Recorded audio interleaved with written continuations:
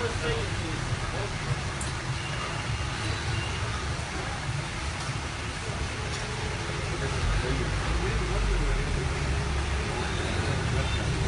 यार मतलब की गाड़ियाँ खड़े हुए हैं, मतलब की गाड़ियाँ ठीक है। ये सब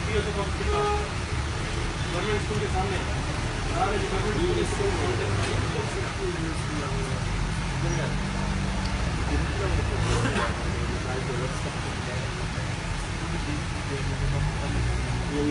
के